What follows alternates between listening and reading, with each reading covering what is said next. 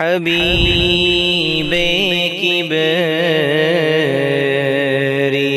تم ہو۔ محترم ناظرین، السلام علیکم ورحمۃ اللہ وبرکاتہ۔ امید ہے کہ آپ سبھی حضرات خیر و عافیت سے ہوں گے۔ اللہ تعالیٰ آپ کو اسی طرح خوش و خرم رکھے۔ محترم ناظرین، جیسا کہ آپ حضرات کو معلوم ہے کہ اللہ تعالیٰ نے ہم سب کو ایمان کی دولت سے نوازا ہے اور ہمیں دنیا میں بھیجا ہے آخرت کی تیاری کے لیے۔ اب اگر کوئی شخص آخرت میں کامیاب ہونا چاہتا ہے تو اس کے لیے ضروری ہے کہ وہ اپنی زندگی کو دین کے مطابق بنائے،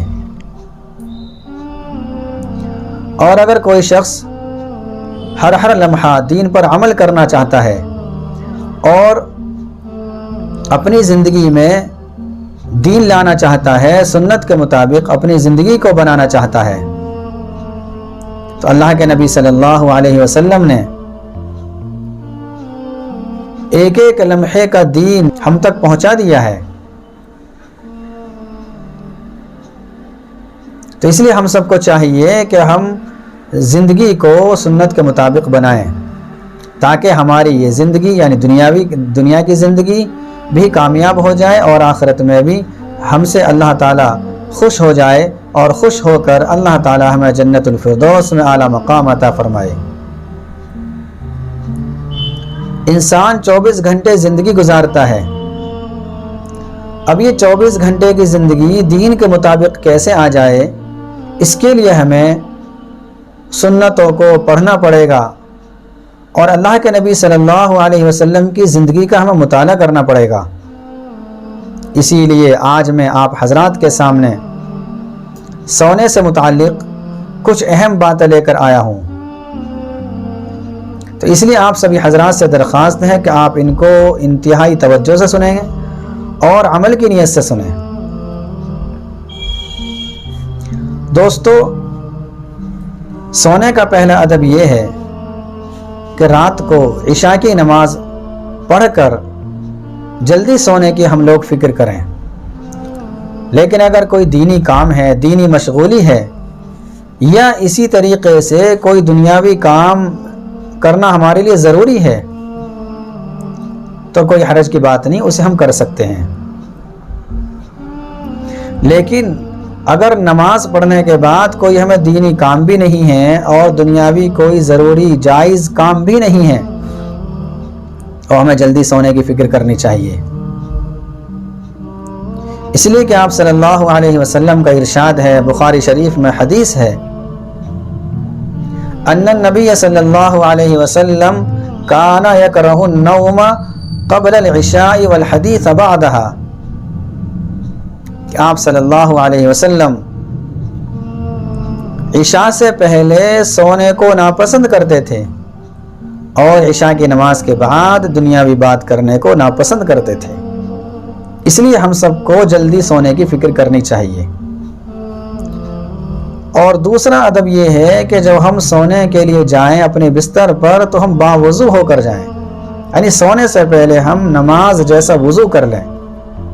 اللہ کے نبی صلی اللہ علیہ وسلم کا ارشاد ہے،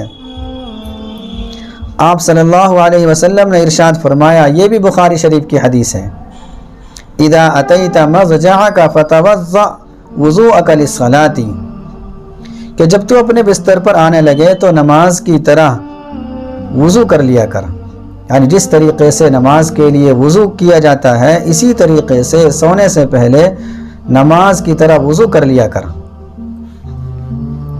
اور ایک ادب یہ ہے کہ اگر ہاتھوں میں کوئی چکناہٹ ہے، کھانا کھایا ہے اور ہاتھوں میں چکناہٹ لگ گئی ہے اور ہاتھ چکنے ہو گئے ہمارے، تو ہمارے لیے ضروری ہے اور ادب ہے کہ ہم ہاتھ کو صحیح طریقے سے دھو لیں اور چکناہٹ کو ہم دور کر دیں، اس لیے کہ آپ صلی اللہ علیہ وسلم کا ارشاد ہے، من نام وفی یدہ غمر ولم یغسلہ فاصابہ شیء فلا یلومن الا نفسہ، یہ ابو داؤد کی حدیث ہے۔ آپ صلی اللہ علیہ وسلم نے ارشاد فرمایا کہ جو شخص اس حال میں سو جائے کہ اس کے ہاتھ میں چکناہٹ ہو اور وہ اس کو نہ دھو پائے، پھر اگر کوئی اس کو تکلیف پہنچتی ہے تو اسے اپنے آپ ہی کو ملامت کرنی چاہیے اور دوسرے کو ملامت نہ کرے۔ اس حدیث سے پتہ چلا کہ اگر ہاتھ وغیرہ میں کوئی چکناہٹ لگ گئی ہے تو اس ہاتھ کو صحیح سے دھو لیا جائے، پھر ہم سوئیں، تاکہ کوئی کیڑا وغیرہ اس چکناہٹ کی وجہ سے ہمارے ہاتھوں پر نہ آ جائے اور وہ ہمیں نقصان نہ پہنچا دے۔ چونکہ انسان سونے کے بعد مردہ کی طرح ہو جاتا ہے، اسے پتہ ہی نہیں چلتا کہ میں کہاں ہوں۔ تو اس لیے ہم سب کو چاہیے کہ ہم ہاتھ کو صحیح سے دھو کر سوئیں۔ تو دوستو، کیسی لگی ہماری یہ ویڈیو؟ اگر آپ کو یہ ویڈیو اچھی لگی ہو تو ہمارے چینل کو سبسکرائب کریں، لائک کریں اور شیئر کرنا نہ بھولیں۔ اور اگر کوئی بات آپ حضرات کو معلوم کرنی ہو تو کمنٹ باکس میں بتائیں، انشاءاللہ اس کا جواب حتی الامکان دینے کی کوشش کی جائے گی۔ السلام علیکم ورحمۃ اللہ وبرکاتہ۔ حبیب کبریا تم